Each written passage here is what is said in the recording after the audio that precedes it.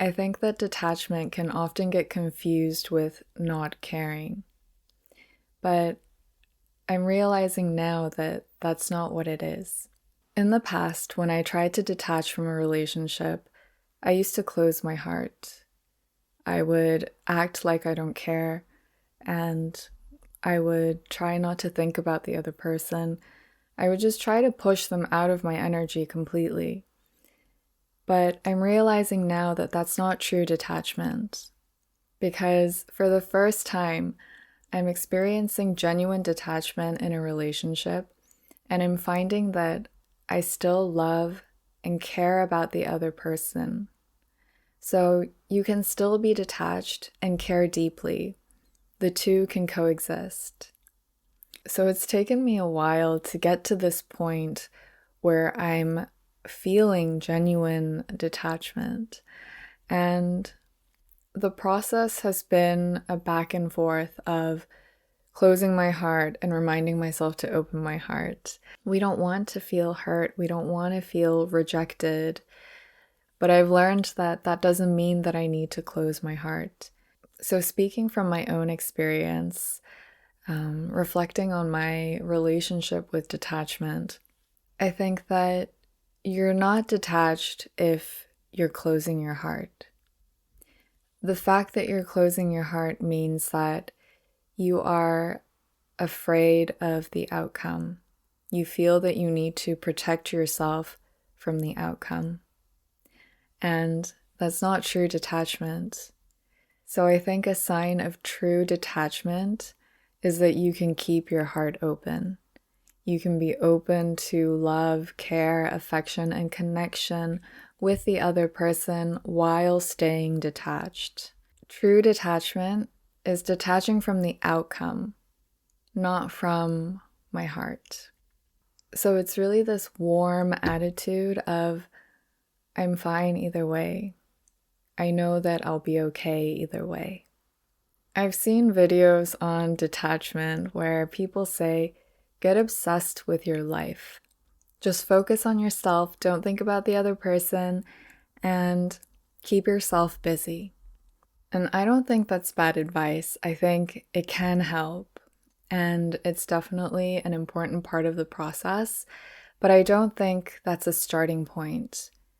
Because when you're so attached to the outcome, even when you're busy, your mind is fixated on the outcome. As soon as you're not busy, as soon as you're done with your plans, as soon as you're alone, that discomfort of being so attached to the outcome, it comes back. So I think that the starting point is going back to that idea of having an attitude of, I'll be fine either way, I'll be okay either way. And what really helped me this time was objectively imagining both situations. So the situation where I get the outcome that I prefer, and then not getting the outcome that I prefer. And I realized that either way, my life is amazing. There's so much to look forward to in either situations, and that the outcome alone doesn't affect my sense of worth or how much I love and care about the other person. So what I'm realizing is that this experience of detachment actually has a lot to do with self-worth and self-validation.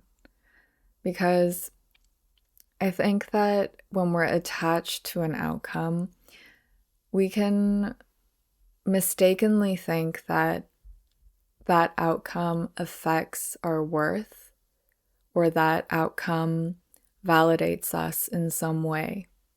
So let's say in a relationship, you want someone to contact you, you want someone to pursue you.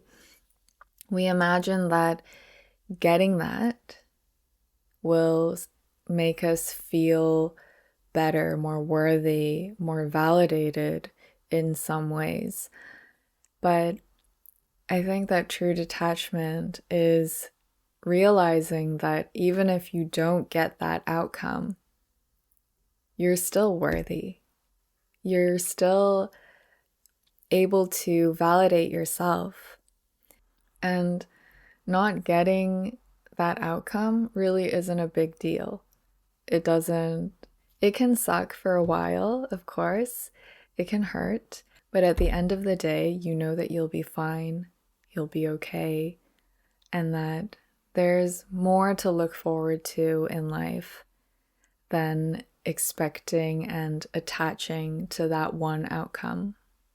So I'm still learning what it means to hold both detachment and care for the other person. And I'm not sure how it's going to look as the relationship evolves into the next chapter. But I'm really grateful for this experience to realize that detachment, that true detachment, means that you can keep your heart open.